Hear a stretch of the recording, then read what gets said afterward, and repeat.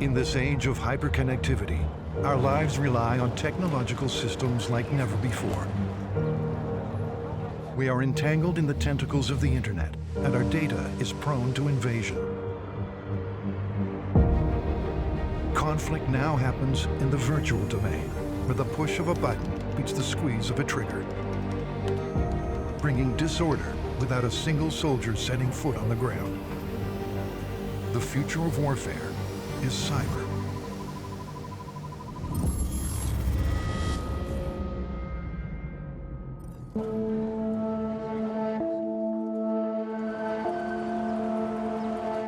What would happen if we all got up one morning and nothing was working? There was no internet. Our public transport systems wouldn't work, our roads wouldn't work, everything wouldn't work. And that's an interesting perspective when you look at what a military might do to shut down a jurisdiction before they go in and fight a battle. 2 days before Christmas in 2015, the lights went out in Ukraine. Hackers had infiltrated 3 electricity distribution companies, and they'd done so with remarkable ease, simply by attaching malware-infected code to Word documents and PowerPoint presentations sent to company executives by email. The malware, called Black Energy, was attributed to a Russian cyber gang by the name of Sandworm. Having infiltrated the electrical company's computer systems, the hackers now had the ability to flip the power grid circuit breakers. The electrical supply of almost 250,000 people began to falter. But the hackers didn't stop there. The next phase saw utility company call centers inundated with a barrage of automated telephone calls. A multi-wave attack was underway. Chaos and confusion soon led to outrage, as complaints from frustrated customers and reports from company response teams went unheard. Call centers were overwhelmed. Ukraine was plunged into darkness.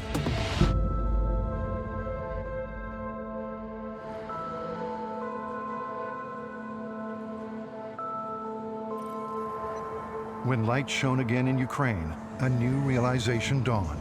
It was the first documented time a cyber attack had directly targeted and taken down a nation's power grid. The border between the physical and the digital had been broken down. In 1969, the first message was sent across ARPANET, the Advanced Research Projects Agency Network. And it was from this first step that the internet as we know it today was born. Now, billions of people use the internet each and every day. It is interwoven into the very fabric of our society. The internet has created tremendous access to information and technology for basically vast number of populations across the globe. So as long as there is internet connectivity, you can access everything that exists on the internet. And as a result, there's a tremendous amount of positive things that come out of it. People can stay in touch, people can have access to educational materials, people can do business remotely and build collaborations. But at the same time, it creates a vulnerability surface. We used to go to the internet when we think back to the mid-1990s. Now we live in the internet, particularly via mobile smart devices. And invariably, the first thing we do in the morning is check our device. The last thing we do at night is check our device, and we're on it all day. So that gives a range of options to a military to weaponize that aspect of it because it's so integrated in our day-to-day lives. Critical infrastructure supports our connected lives. The water we drink, the food we eat, our banking systems, GPS-reliant transportation and transportation hubs, government services, communication networks, our smart vehicles, smart homes, smart offices and factories, our smart cities. All are cyber-reliant, and being so, all are prone to cyber attack.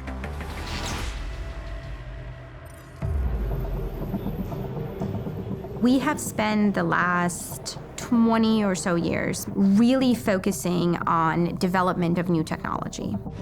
We've developed a lot of this technology without barely any security or privacy baked in. If we try to understand what cyber warfare looks like from the offensive and defensive aspects, We have to take into account first the large number of computerized systems deployed in each country's armed forces and in the civil sector of each country.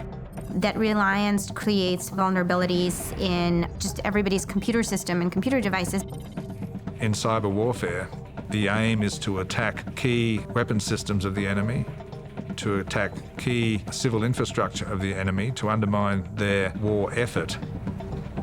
And then we have to ask ourselves the question, well, how many unique computerized systems are there in the armed forces of the adversary country? This is probably well in excess of 5,000 unique computerized systems in any military force. And we're looking then at in excess of 10 or 20,000 unique computerized systems in the civil infrastructure of any country. Sie sitzen irgendwo und verfügen über 200.000 PCs, die über die halbe Welt verstreut sind, alle mit einem prima Internetanschluss und die alle für Sie irgendwas tun können.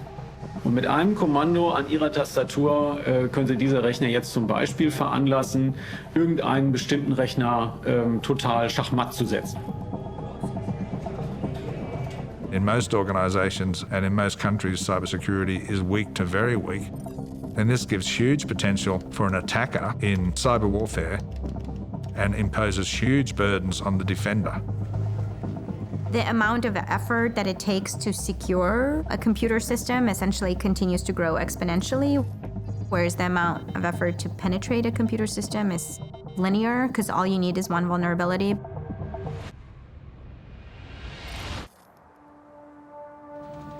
Cyber warfare is disruptive warfare, and it heralds a new era of military operations, reshaping the combat zone into a multi-platform digital battle space, where data is the loaded gun. It can enable whichever side you're on. It can also disable whichever side you're on. So it really is the length and breadth of every aspect. It allows you to manifest organisations that may not have existed before because the connectivity between the air, sea and land forces is potentially very, very tight, and you're able to command operations and make changes in much more quicker timeline than has been possible in the past.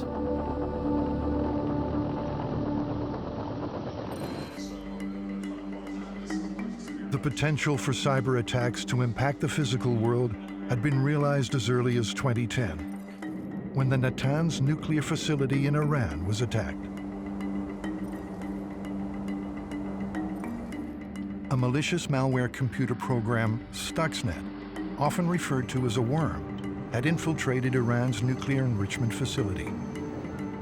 Someone physically brought in the code, and we don't know how really that happened. There's been suggestions of a USB thumb drive just being plugged into the front of a device.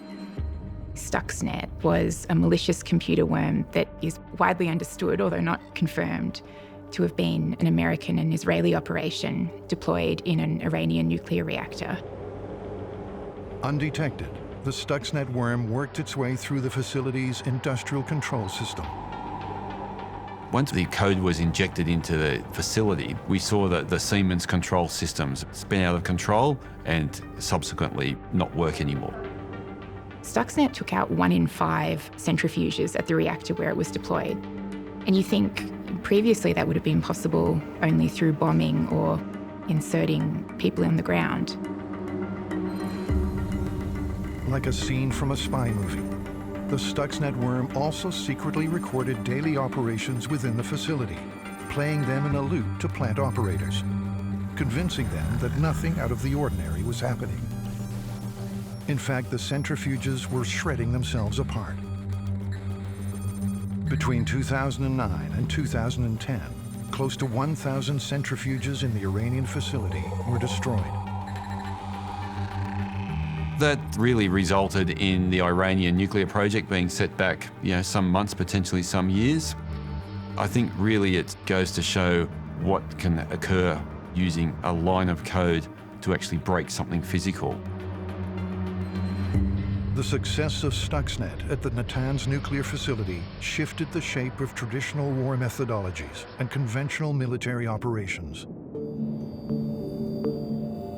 This notion of cyber attacks and notion of cyber warfare has evolved quite significantly over the last few decades. I'd like to frame this in context of diversity of cyber attacks. Traditionally, the notion of a cyber attack was focused on attack on essentially a computer system. So attacking computers' networks, hard drives, operating systems, etc.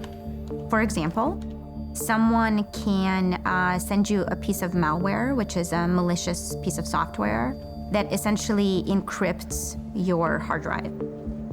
That is a type of attack that's typically referred to as ransomware. So your computer system is now encrypted and you cannot access any information on your system. In 2017, a piece of ransomware took the world by storm and demonstrated the true havoc a cyber attack could wreak upon society. Ukraine was again the target of a cyber attack that seemingly came from nowhere. NotPetya, a ransomware worm that spread across 10% of all computers in Ukraine. Like before, transportation hubs, banks, government agencies, media outlets, and utility companies were paralyzed. NotPetya then crossed borders. Russia, the US, France, shutting down oil companies, hospitals, pharmaceutical and food production companies. In Copenhagen, it took the world's largest shipping firm, Maersk, offline. The havoc that NotPetya caused was costed at approximately $10 billion. Another type of cyber attack could essentially be a denial of service attack, essentially preventing people from being able to access the system by either generating too many messages or essentially fully utilizing the capacity of the central processing unit. These are the cyber attacks that exploit the connectivity of our modern lives, that can shut down our ports and airports, expose private, corporate, and military secrets, and bring a society to its knees. However, like malicious malware that continues to reinvent itself, so too does the way in which cyber attacks occur. We use the term cyber everywhere, but really it's information security, which is at the heart of what we do. And so in a future theatre, how you shape the use of the information, whether that's winning the hearts and minds of people, whether that's being disruptive to your enemy in their use of information, and everything in between.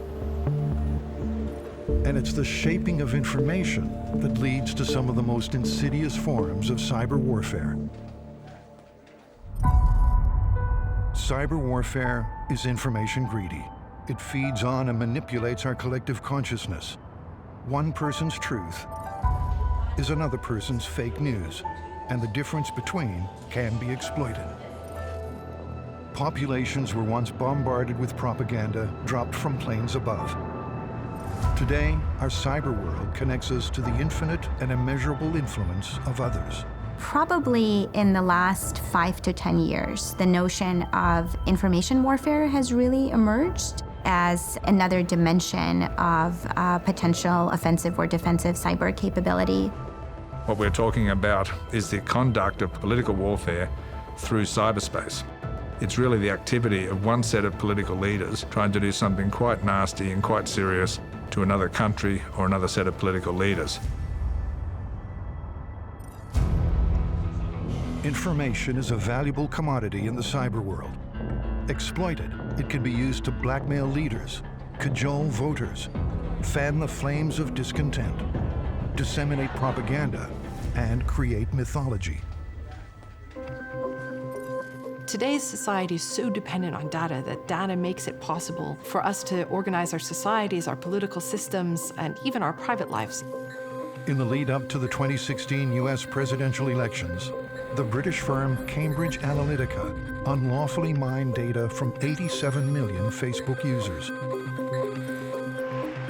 With this data, Republican presidential candidate Donald Trump's campaign team used psychographics to map voter personalities based on opinions, values, interests, and more, which then allowed them to surgically target Facebook users with carefully sculpted advertisements for political gain. Do you think that you have an ethical obligation to notify 87 million Facebook users? Senator, when we heard back from Cambridge Analytica that they had told us that they weren't using the data and had deleted it, we considered it a closed case. In retrospect, that was clearly a mistake. The Cambridge Analytica scandal, where essentially a lot of the private data was used to target election resources to private citizens. And it wasn't obvious to the citizens as to what was happening. Social media has become an integral part of our lives. It connects us, entertains us, and it also informs us. The Cambridge Analytica scandal highlighted just how important our personal data really is, and just how much of it was being passed around behind the scenes. But when it comes to social media, it's not just our own information that matters. The information passed down to us is just as important too. If you can master Facebook, Instagram, and Twitter, then you've got 90% of the market covered. We look at the various ways that cyber has shaped our environment, and it's particularly where we get our news sources from now. So because we have a couple of dominant sources, if you want to radicalise people, and it's been proven in the past, you start winning those hearts and minds via that way, and you start getting your messaging out there. And when people just go to that one place for news, they're going to start believing that to be the case.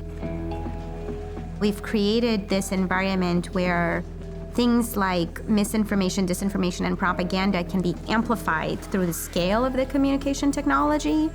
We essentially are at a point where there's a potential to compromise freedom of thought. If someone's very much interested in manipulating how you think, they have access to a broad amount of information around you. It has just existed out there. Privacy is just recently now becoming a concern, and neither regulations nor technologies are keeping up with the potential space of vulnerabilities. Information warfare can be understood as either that narrow cyber domain or what's emerged more recently around the political warfare that countries like China, Russia, and the United States are actively engaged in. Something that intentionally creates misinformation, so false information. Things that are more formally malicious, where there's a malicious intent, where there's a desire to change people's minds or create confusion, can be another type of an attack. Leveraging interconnectedness of infrastructure to manipulate populations into thinking or acting a certain way.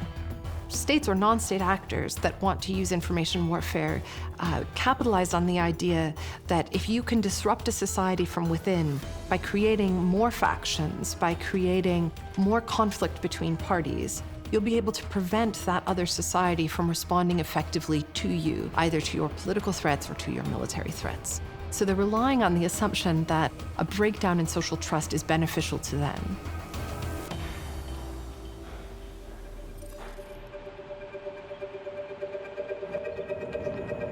The 2016 U.S. presidential election was the hotspot for yet another cyber event. Fake social media accounts targeting Democratic presidential candidate Hillary Clinton sowed seeds of confusion and discord amongst the U.S. electorate. There was a lot of accounts on social media that were purposefully generating falsified information to often just create confusion in the population, leading to impact on U.S. elections. The U.S. intelligence agencies concluded that there was Russian interference.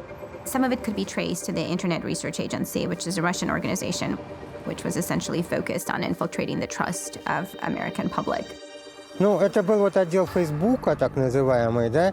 Вот там как раз работали все переводчики и те, кто владели иностранным языком. Ну вот, естественно, они и занимались Фейсбуком капитально. Вот сейчас мы читаем как. I sort of see that the moment that we're living in right now is essentially a new Sputnik moment. That was the first space satellite. And the United States was very much surprised by this event. And then during the US election, essentially the manipulation of a lot of the social network technology took the US completely by surprise. It's a similar feel as it was during the Sputnik era. And I think part of the reason that occurred is that, we weren't really paying attention to how technologies were being used. The epidemic of malicious fake news and false propaganda that flooded social media over the past year, it's now clear that so-called fake news can have real-world consequences. Governments, militaries, and civilians have come to understand that technology can be used to mask the source of real threats, distracting us with the trivial, the cute, the scandalous, and conspiratorial, while military maneuvers take place. There's technology layers underlying a lot of the threat surface. An understanding of technologies is vital to understanding the threat landscape. But really, to understand the threat, you have to understand the geopolitics and the human interactions with it.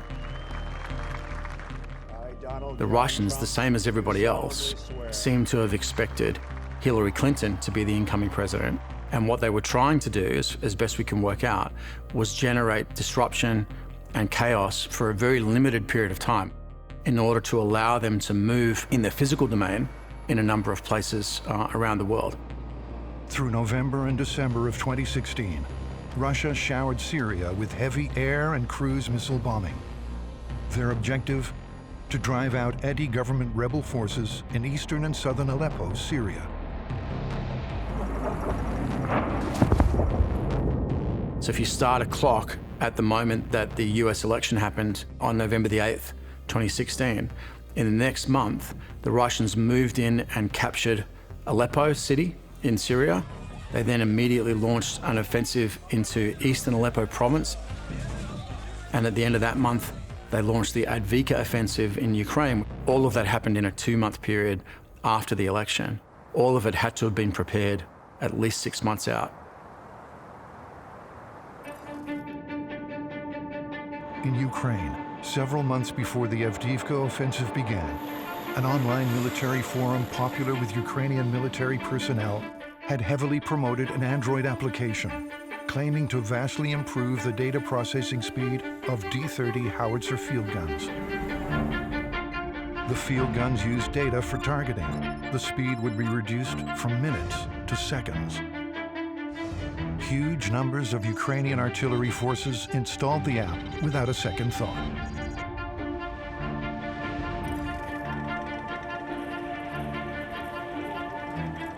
The Ukrainian military were using a very old Soviet-era artillery piece. In order to make that more accurate, they used Android cell phones to generate an app that would give you a precise firing solution for an individual gun. And that allowed them to disperse and hide the weapons, coordinate the firing remotely, link into GPS devices, gave them a dramatically higher level of precision.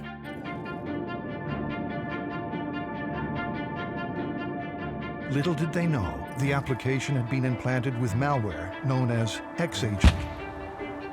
Russian cyber militia, by the name of APT-28, otherwise known as Fancy Bear, working for Russian intelligence, hacked the app, created a backdoor that allowed them to figure out exactly where every Ukrainian gun was that was using this device.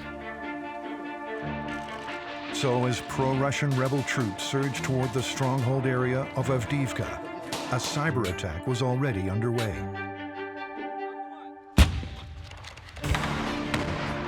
"20 minutes before the start of the Advika offensive in January of 2017, Russian-backed artillery started knocking out every Ukrainian gun that was using the device. So they coordinated a cyber attack with a social media campaign, with a physical attack, into a single unified operation in order to achieve a lethal physical effect on the ground. So it's kind of like a 1-2 punch, right, where you've got a cyber operation that positions you for your next move, which is physical, and that then sets you up for your next cyber move in a sort of integrated maneuver.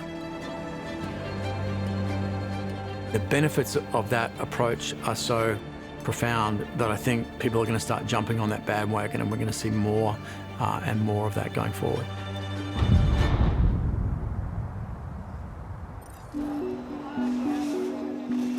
cyber technology is advancing at an exponential rate. As cyber warfare capabilities are realized by more and more adversaries, the cybersecurity apparatus must develop simultaneously. In 2020, the U.S. Department of Defense requested just under $10 billion to continue to improve their cyber capability and lethality, and to evolve cyber safeguards at the same pace at which cyber technology develops.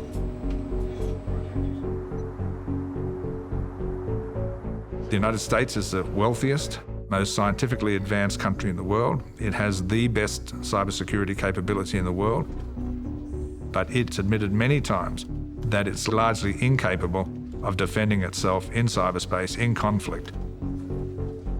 The technical literacy of an average warfighter really needs to increase to match the capabilities that exist. This is something that there's a lot of discussions, certainly in the US military, about the need for training to keep up with availability of technology. Technology training, cybersecurity training, fundamentals of a lot of the technologies really need to be included in essentially military training.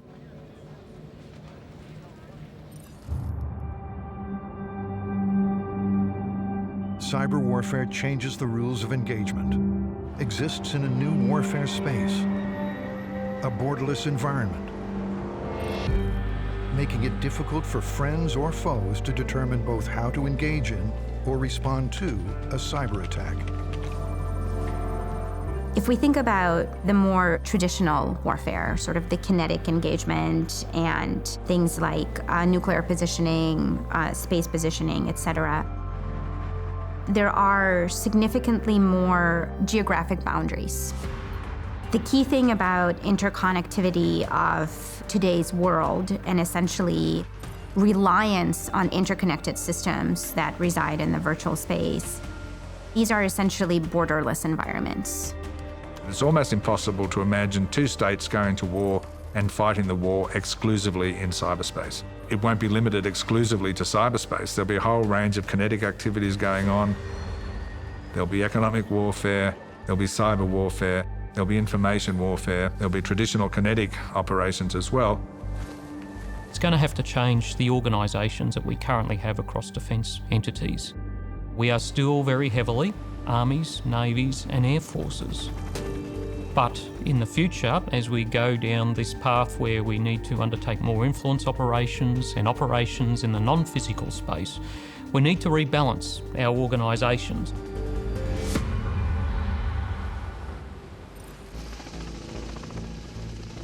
In future warfare, kinetic domains will increasingly rely on cyber operations. Working in union will add a complexity to conflict which extends throughout a broader combat spectrum. When we think about cyber warfare, about a decade ago, many cyber warfare theorists were focused on cyber warfare as if it would be kind of a standalone form of conflict. What we're seeing now is actually something different. Rather than being a standalone, separate form of conflict, what we're seeing is that as a force moves into a physical fight, it's not only operating in the land, air, electromagnetic spectrum, maritime environment, but it's also operating in cyberspace. Cyber warfare is really this combination of all these different techniques of warfare that we've been used to over time, but with this very new, powerful asset added. So in a major political crisis or real war between two major powers, one country will try to hit another country in such a way that its war effort almost stops dead on the spot. What we're looking at is wide-ranging, what's called in the literature, cyber paralysis.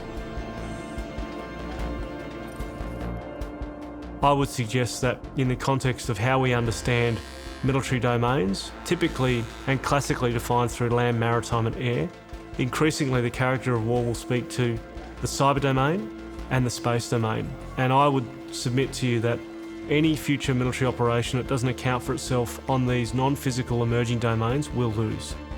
So the idea is, in peacetime, develop as many weapons packages as you can to attack any vulnerable system that the enemy might have, especially attack their command and control, with the expectation that not all of those attacks will succeed, but with the intent that they'll be sufficiently focused and sufficiently targeted to have a very big retarding effect on the ability of the enemy to actually even get to the start line, it's called, of combat.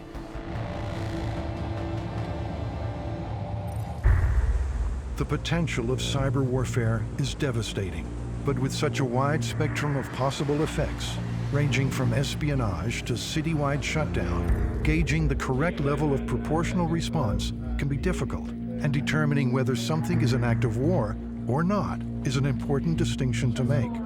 There's actually a significant body of work that's gone into deciding at what level does a cyber attack rise to the point at which you can consider it to be an act of war versus just an act of espionage. When we look at warfare, we've had the Talon Manual, which gives us the rules of the road for how nation states should operate when it comes to cyber warfare operations. In 2007, the Estonian city of Tallinn became an unlikely cyber warfare hotspot. Tallinn is the capital of Estonia, which is one of the first environments where we saw a very significant Russian cyber warfare attack. Estonian authorities had relocated a bronze statue of a World War II Russian soldier, as well as remains from several Soviet war graves, from central Tallinn to the outskirts of the city. For the Estonian people, the war memorial represented Russian occupation. For Estonians of Russian descent, it represented liberation from Nazi forces. Прах погибших воинов тревожить нельзя. И вот то, что они сделали, это, кощунство. Это беспредел. Всем не нравится, абсолютно всем русским не нравится. Moving the statue to a lesser pedestrianized location was symbolic to both groups. Its relocation fanned polyethnic outrage. Fueled by Russian media, it triggered protests and riots between Estonian and Russian descent Estonian populations, which then culminated in a cyber attack said to emanate from an enemy state.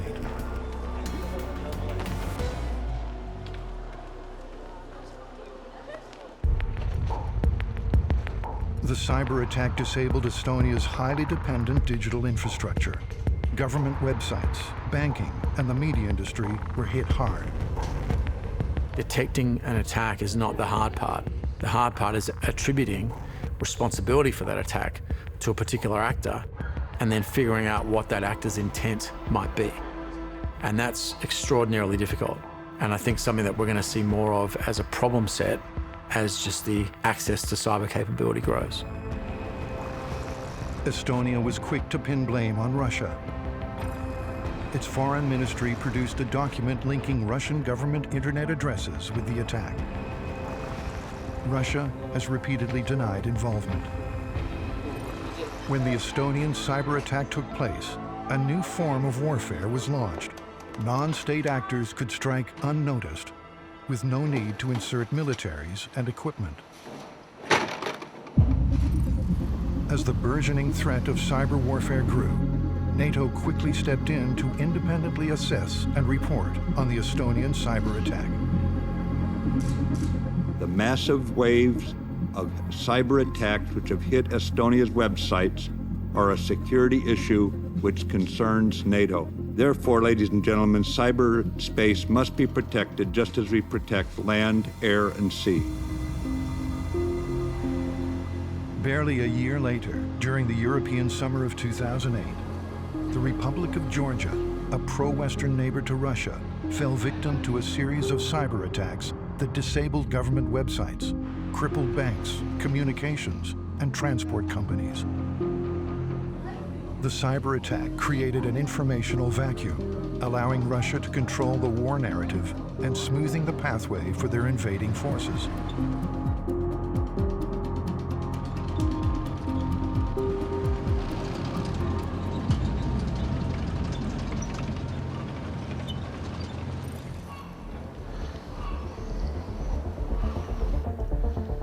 By 2009, NATO, along with academics and international lawyers, had composed the Tallinn Manual.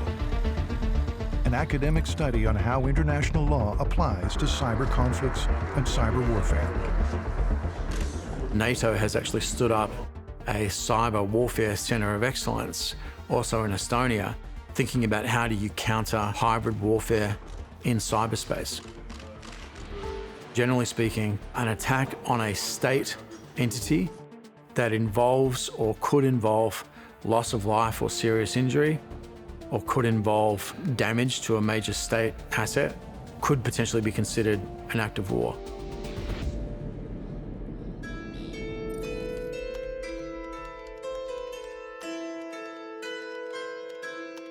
As though from out of the ether, cyber warfare can come from an enemy state or a lone rogue actor.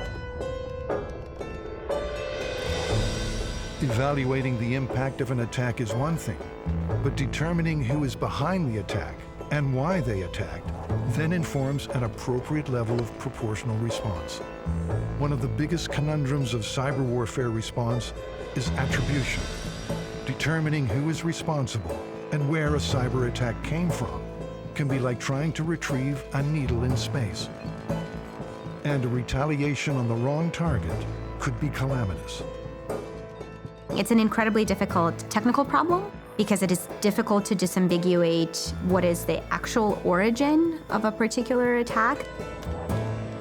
What we don't know in all of this is those cyber hubs and where they're based. Some are based in the known jurisdictions like Southeast Asia or Eastern Europe. We don't know the proxies behind those people. Yes, there can be that person in the basement that's just having a go and having a crack. But we don't know whether they've been enabled by a state or they just learnt themselves, or there is a proxy in the middle there for someone else in a hands-off environment. It's also a very difficult geopolitical problem because even in well-defined and well-studied attacks, often attribution is not even stated explicitly. Cyber attacks leave no spent munitions, no military equipment, no dog tags to identify dead soldiers.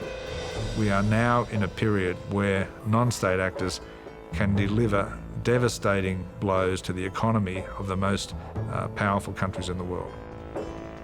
Self-recruited ad hoc networks that aren't beholden to any state, that are sort of free-floating and willing to do their own thing in the service of a particular ideology. We don't really necessarily have something that's equivalent to like a cyber DNA, where you can identify a piece of information that's going to directly link to a particular state or a particular individual. The attribution dilemma complicates the cyber warfare landscape and nullifies traditional ideas of deterrence strategies. But states will still look to navigate the digital minefield of cyberspace and enact their strategies to overcome any opposition.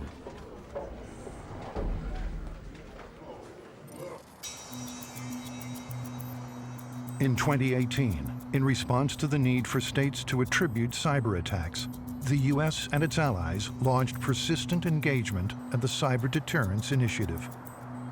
And under both those policies, the United States and its allies have agreed to first attribute attacks to the countries undertaking them and warn them at the same time that if those attacks continue, there will be retaliation, either in cyberspace or outside cyberspace. The United States, in its 2015 Law of War manual, has said that it's okay to respond to a cyber attack with a kinetic response. As long as the kinetic response is proportional and necessary, that's okay. There's a recent example that suggests they believe the opposite is true as well. So you could respond to a kinetic hard power attack with a cyber attack.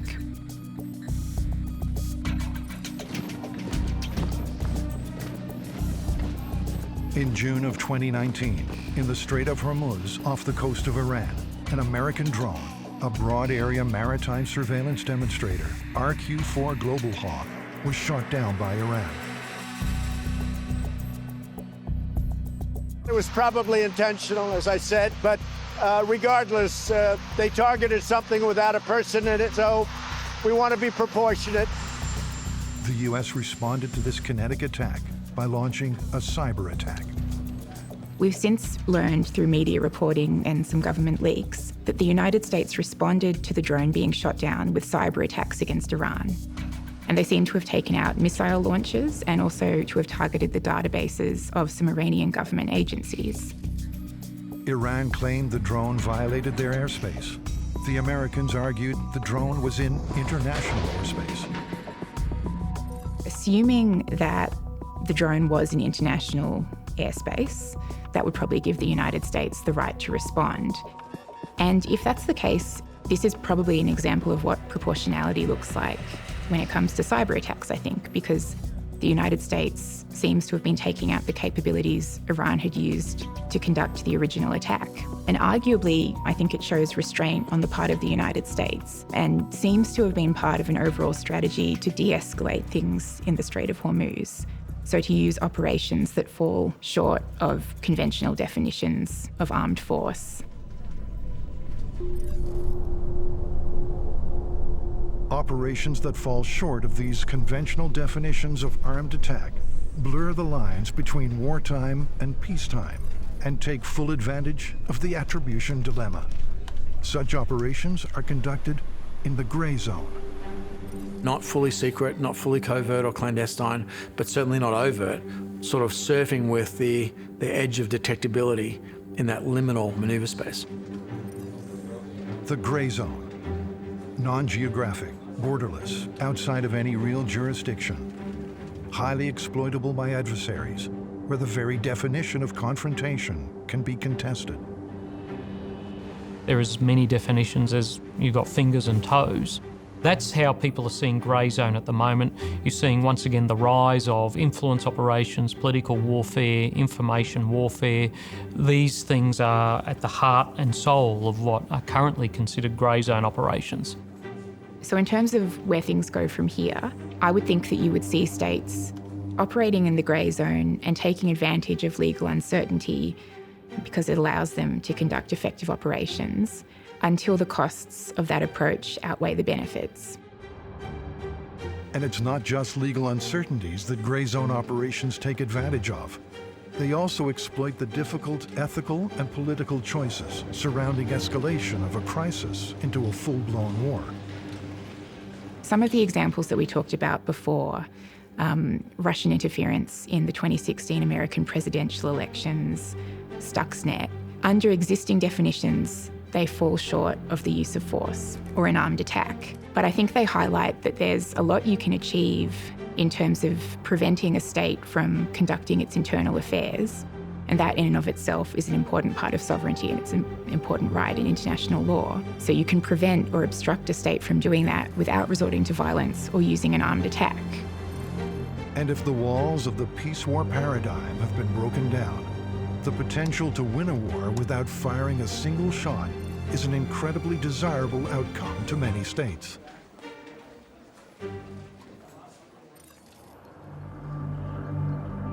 Cyber warfare can balance the scales of traditional military power, placing power back into the hands of the underdog. It has incentivized countries that were once considered not particularly cyber literate to rush toward enhancing their own cyber capability. Many of the countries that you might think are not particularly significant military threats are actually quickly becoming cyber superpowers. You don't need a huge amount of resource to generate very significant capability. North Korea is a great example. It's put a lot of effort into cyber warfare. The Chinese have very capable cyber troops that were stood up in the early 21st century in response to their lessons learned from watching us in the period since the Cold War. What we're seeing is that boundary between peacetime and wartime is evaporating. We've seen the fact that new cyber military capabilities and information warfare capabilities have opened up a new space of political conflict between countries like China and the United States, between Russia and the United States. Cyber capabilities have opened up a new arena of conflict below the level of armed conflict. Revelations that have come out in September 2019 about a cyber attack on Australia by China Russian interference in the United States presidential elections in 2016. There's some kind of contestation going on there. If the idea of international law is that relations between states will be stable and predictable and peaceful, there's probably something about those attacks that we would want to prevent or govern or mitigate in some way. If I were to make one prediction about how cyber will impact the future of warfare when it comes to international law, I'd say that certain states are going to reach a threshold where operating in the grey zone becomes really uncomfortable.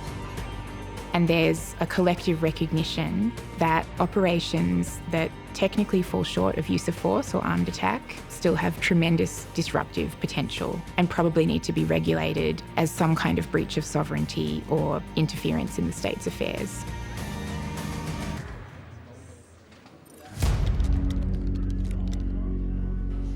Cyber warfare, a digital missile fired from the gray zone. Malicious code that infiltrates connected infrastructure and takes our world offline. Nations paralyzed through non-kinetic warfare. Kinetic warfare bolstered by cyber operations. Cyber warfare is everything while pretending to be nothing. Unseen, malicious, crippling, and costly.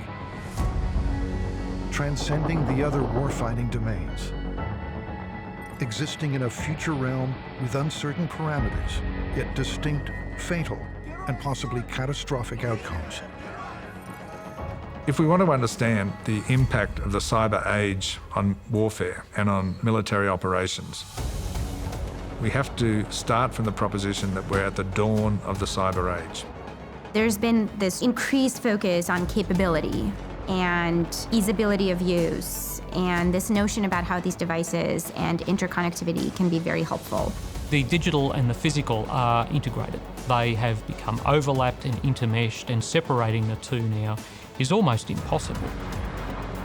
What will happen in 10 or 20 years will be very different from what we've experienced in the last 5 to 10 years.